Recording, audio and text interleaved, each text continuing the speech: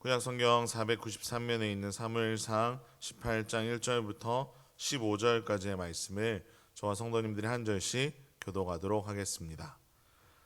제가 먼저 읽습니다. 이에 다윗이 그와 함께한 백성을 찾아가서 천부장과 백부장을 그들 위에 세우고 백성을 내보낼세 3분의 1은 요압의 휘하에 3분의 1은 스루야의 아들 요압의 동생 아비새의 휘하에 넘기고 3분의 1은 가드 사람 이때의 휘하에 넘기고 왕이 백성에게 이르되 나도 반드시 너희와 함께 나가리라 하니 백성들이 이르되 왕은 나가지 마소서 우리가 도망할지라도 그들은 우리에게 마음을 쓰지 아니할 터이요 우리가 절반이나 죽을지라도 우리에게 마음을 쓰지 아니할 터이라 왕은 우리 만명보다 중하시오니 왕은 성읍에 계시다가 우리를 도우심이 좋으니이다 하니라.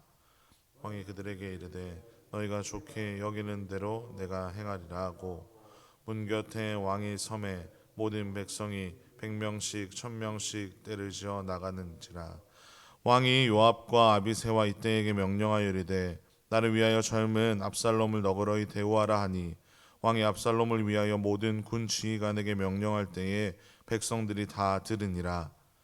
이에 백성이 이스라엘을 치러 들로 나가서 에브라임 수풀에서 싸우더니 거기서 이스라엘 백성이 다윗의 부하들에게 패하매 그날 그곳에서 전사자가 많아 2만 명에 이르렀고 사면으로 퍼져 싸웠으므로 그날의 수풀에서 죽은 자가 칼에 죽은 자보다 많았더라.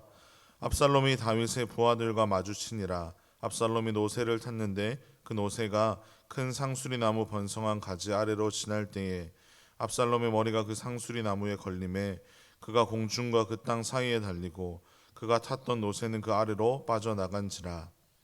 한 사람이 보고 요압에게 알려 이르되 내가 보니 압살롬이 상수리 나무에 달렸더이다 하니 요압이 그 알린 사람에게 이르되 내가 보고 어찌하여 당장에 쳐서 땅에 떨어뜨리지 아니하였느냐 내가 내게 은 10개와 띠 하나를 주었으리라 하는지라.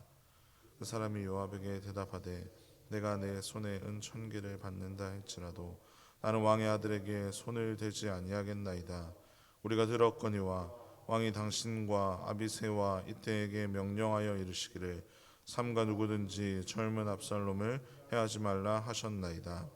아무 일도 왕 앞에는 숨길 수 없나니 내가 만일 거역하여 그의 생명을 해하였더라면 당신도 나를 대적하였으리이다 하니 나는 너와 같이 지체할 수 없다 하고 손에 작은 창 셋을 가지고 가서 상수리 나무 가운데서 아직 살아있는 압살롬의 심장을 찌르니 함께 읽겠습니다. 요압의 무기를 든 청년 10명이 압살롬을 에워싸고 쳐 죽이니라. 아멘. 오늘 본문은 다윗과 압살롬의 본격적인 전쟁의 장면이 기록이 되어 있습니다. 1절을 보시면 다윗이 얼마나 체계적으로 이 전쟁을 준비하는지를 볼 수 있는데 천부장과 백부장을 세웠고 나아가 그 모든 군대를 세 개로 나누어서 아주 뛰어난 장수였던 요압과 아비새 그리고 이때에게 이 모든 군대를 나누어서 맡겨 주었습니다. 그리고 이제까지 전쟁에서 그리하였던 것처럼 다윗도 전쟁에 동참하려 했지만 부하들은 반대하였습니다. 왜냐하면 압살롬이 노리는 것은 다윗 한 사람이었기 때문입니다. 다윗이 죽지 않는다면 백성들이 많은 피해를 입게 되더라도 다시 싸울 수 있는 힘이 있었지만 만약에 다윗이 죽는다면 그를 따르던 모든 자들이 이제 더 이상 싸울 의지도 의미도 없어지는 것이었기 때문에 이 백성들은 반대하였습니다. 그렇게 자신을 위해서 모든 위협을 무릅쓰고 전쟁터로 달려가는 이들을 다윗은 문 곁에 서서 지켜보다가 요압과 아비새 그리고 이때에게 이렇게 명령을 합니다. 그 명령은 바로 자신의 아들을 너그러이 대해달라는 명령이었습니다. 비록 자신의 욕심에 의해서 이 왕위를 노리고 반역을 꾀한 존재가 바로 압살롬이었지만 아버지로서 다윗은 압살롬을 향해 안타까운 마음을 여전히 갖고 있었던 것입니다. 하지만 압살롬은 달랐습니다. 압살롬은 오직 다윗을 제거하고 자신이 왕이 되고 싶은 마음으로 가득 차 있었습니다. 그래서 사실 그의 군대에서 가장 중요한 존재였던 아히도벨이 이제 어제 본문에서 스스로 목숨을 잃었지만 그로 인해 이 전쟁을 주관해서 맡아줄 사람이 제대로 갖춰져 있지 않았음에도 불구하고 자신의 욕심 때문에 정말 이기고자 하는 그 마음 때문에 이 압살롬은 주저하지 않고 전쟁터로 향했습니다. 그런데 공교롭게도 이 전쟁을 하게 되는 곳이 바로 에브라임 수풀이었습니다. 사실 압살롬 입장에서는 평지가 더 싸우기 좋았을 수 있습니다. 왜냐하면 다윗과 그를 따르던 이들은 이 사울에게서 도망할 때부터 늘 도망하고 산에서 골짜기에서 정말로 숨어 지내고 싸우는 일들이 많았기 때문에 그런 경험이 훨씬 더 많이 있었습니다. 아니나 다를까 7절에 보시면 거기에서 압살롬을 따르던 자들이 무려 2만 명이나 죽게 됩니다. 심지어 칼로 죽임을 당한 자보다 성경에서는 수풀에서 목숨을 잃은 자들이 훨씬 더 많았다고 기록하고 있습니다.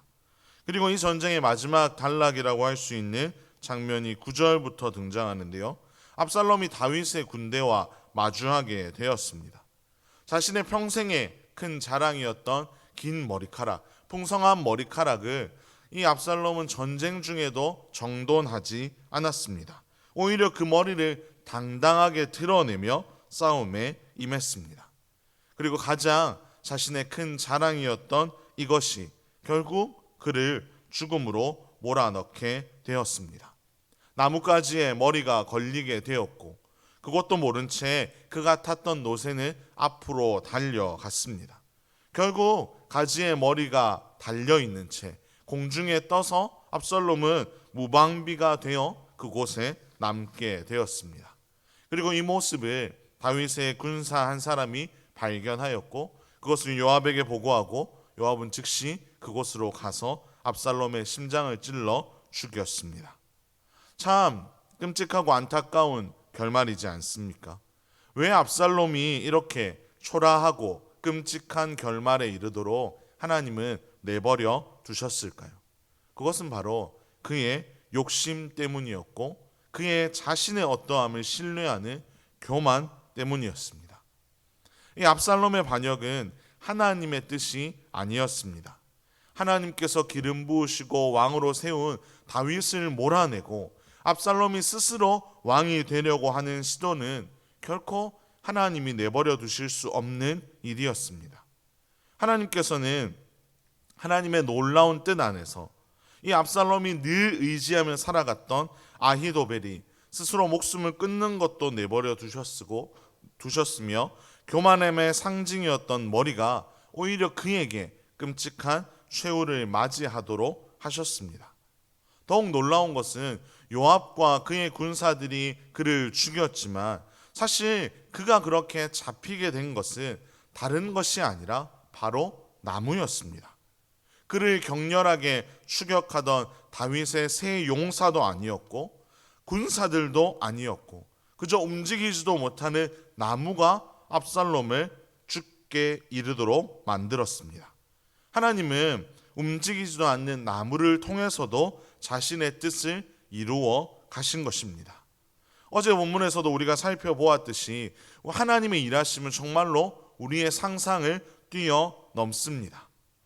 하나님은 자신의 뜻을 자신의 계획 가운데에서도 세밀하게 아주 완전하게 일을 이루어 가십니다. 사랑하는 성도 여러분, 하나님은 자신의 욕심과 자신의 어떠함을 세우며 살아가는 그 교만한 존재들을 그냥 내버려 두지 않으십니다. 비록 우리가 살아가는 이 세상 가운데 그러한 사람들이 득세하는 것처럼 보이고 그들의 인생이 성공하는 것처럼 보일 때도 있지만 하나님은 결국 그들을 분명히 하나님의 심판대 앞에서 바르게 그 죄를 물으실 것입니다. 그러니 우리는 우리 자신을 자랑하는 것이 아니라 하나님만을 자랑하고 하나님 안에 거하기만 하면 됩니다. 하나님께서 우리에게 허락하신 자리에서 우리에게 맡기신 역할들을 성실하게 감당하는 것, 그것이 우리가 살아가야 할 자세인 줄로 믿습니다. 그렇게 살아갈 때 하나님이 우리의 인생을 책임져 주십니다. 하나님의 부르심을 따라 하나님의 뜻을 따라 살아가는 이들을 하나님이 결코 외면하지 않으실 것입니다.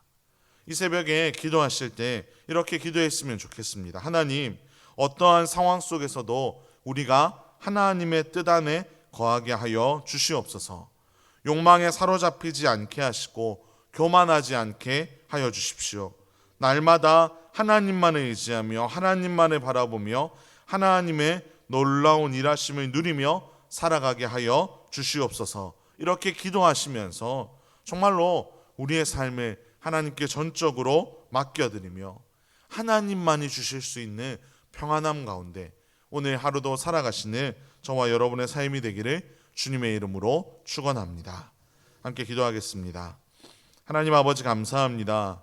오늘도 우리에게 새 하루를 허락하여 주시고 우리를 교회로 불러주셔서 하나님을 찬양하며 말씀 듣고 기도함으로 하루를 시작하게 하시니 감사를 드립니다. 하나님, 우리의 인생 가운데 우리가 교만함에 빠지지 않기를 간절히 소망합니다. 우리가 그릇된 것에 마음을 빼앗기거나 그것들을 의지하며 살아가지 않도록 역사하여 주시옵소서. 오직 주님만을 자랑하며 주님만을 신뢰하며 하나님의 품 안에서 날마다 살아가게 하여 주시옵소서. 하나님, 바라옵기는 이미 우리의 연약함 때문에 우리가 범한 죄악들이 있사오니 하나님께서 우리를 용서하여 주시고 긍휼히 여겨주셔서 우리가 그 죄악으로 인해 마주하게 된 여러 가지 어려움에서도 하나님 우리를 속히 건져주시고 회복시켜 주시옵소서. 그래서 다시 한번 하나님이 주시는 평안함으로 날마다 우리의 남은 여생 가운데 그렇게 살아갈 수 있도록 하나님이 역사하여 주시옵소서. 이 모든 말씀 우리 주 예수 그리스도의 이름으로 기도합니다. 아멘.